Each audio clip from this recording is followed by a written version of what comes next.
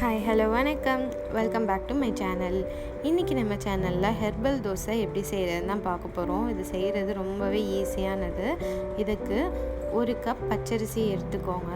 1 cup பச்சரிசியை ஒரு பாத்திரத்தில் போட்டு தண்ணி ஊற்றி நல்லா ஒரு 4லேருந்து 5 மணி நேரம் ஊறணும். உங்களுக்கு பச்சரிசி ஒத்துக்காது அப்படின்னா நீங்கள் புழுங்கல் அரிசியில் கூட நீங்கள் செய்யலாம். சாப்பாட்டு அரிசி இருக்கு இல்லையா, ஸோ அதில் கூட 1 கப் எடுத்து நல்லா 4 மணிலேருந்து 5 மணி நேரம் ஊற போட்டுக்கோங்க. இப்போது இதுக்கு தேவையான ஹெர்பல் பேஸ்ட் ரெடி பண்ணுறதுக்கு 1 டீஸ்பூன் சீரகம், 1 டீஸ்பூன் மிளகு, 4லேருந்து 5 கற்பூரவள்ளி இலை, துத்தி இலை ஒரு 3-4, கொஞ்சமாக துளசி ஒரு 5-6, தூதுவளை ஒரு 3, வெத்தலை. இது எல்லாம் தான் இந்த ஹெர்பல் பேஸ்ட் பண்ணுறதுக்கான தேவையான பொருட்கள். இப்போது நம்ம அரிசி ஊற வச்சுருந்தோம் இல்லையா, அது 5 மணி நேரம் கழித்து பார்த்திங்கன்னா அரிசி நல்லா ஊறி வந்திருக்கும். ஸோ இப்போ இந்த அரிசியை நல்லா ஒரு 3லேருந்து 4 தடவை வாஷ் பண்ணி எடுத்துட்டு இதை மிக்சியில் போட்டு நல்லா மாவு மாதிரி அரைச்சி எடுத்துக்கலாம். இப்போ இந்த ஹெர்பல் பேஸ்ட்டு செய்கிறதுக்கு தேவையான பொருள் எல்லாத்தையுமே நம்ம மிக்சியில் ஆட் பண்ணிக்கலாம். 3 துத்தி இலை, 4-5 கற்பூரவள்ளி, ஒரு 5-6 தூதுவளை இலை, அப்புறம் கொஞ்சமாக துளசி, 3 வெத்தலை, நம்ம எடுத்து வச்சுருந்தோம் இல்லையா 1 டீஸ்பூன் சீரகம், 1 டீஸ்பூன் மிளகு, அதையும் ஆட் பண்ணிக்கோங்க. உங்களுக்கு காரம் இன்னும் கொஞ்சம் வேணும் அப்படின்னா ஒரு பச்சை மிளகாவும் நீங்கள் இது கூட ஆட் பண்ணிக்கலாம். இது எல்லாத்தையுமே கொஞ்சமாக தண்ணி சேர்த்து நல்லா பேஸ்ட் மாதிரி அரைச்சி எடுத்துக்கலாம். உப்பு வேணுன்னா கூட நீங்கள் இந்த ஸ்டேஜ்லேயே உப்பு ஆட் பண்ணிக்கலாம். ஸோ பாருங்கள், நல்லா பேஸ்ட் மாதிரி நம்ம அரைச்சி எடுத்துகிட்டு வந்தாச்சு.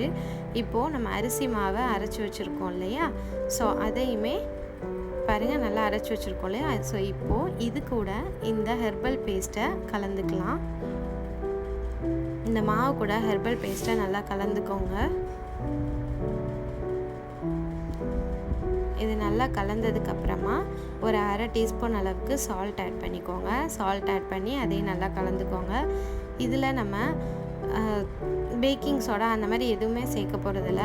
ஹெல்த்தியாக பண்ணுறோம் இல்லையா, ஸோ அப்படியே தான் நம்ம வந்து செய்யணும். இது கூட எதுவும் அடிஷ்னலாக நீங்கள் சேர்த்துக்க வேண்டாம். வேணும்னா ஆனியன் பொடியாக கட் பண்ணி இந்த மாவு கூடயே சேர்த்து நல்லா கலக்கிட்டு நீங்கள் தோசை மாதிரி வார்த்து எடுத்துக்கிடலாம். இப்போது தோசைக்கல் நல்லா சூடாயிருச்சு.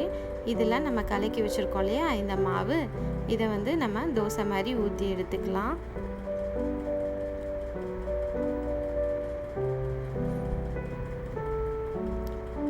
ஸோ இதை நல்லா சுற்றி விட்டாச்சு. இப்போது உங்களுக்கு தேவைப்பட்டுச்சுன்னா ஆனியன் பொடியாக நறுக்கி அதை இது கூட மேலே நீங்கள் ஆட் பண்ணிக்கலாம்.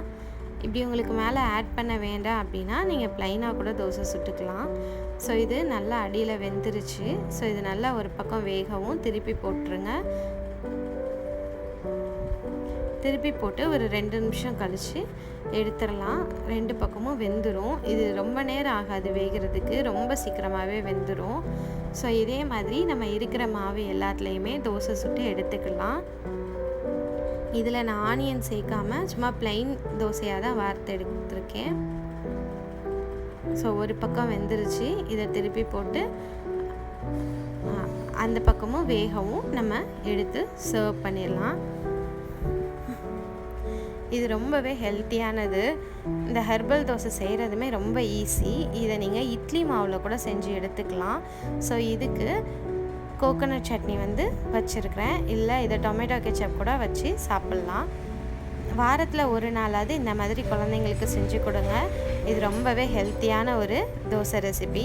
இந்த வீடியோ உங்களுக்கு பிடிச்சிருந்ததுன்னா லைக் பண்ணுங்கள், ஷேர் பண்ணுங்கள், மறக்காமல் நம்ம சேனலை சப்ஸ்கிரைப் பண்ணிடுங்க.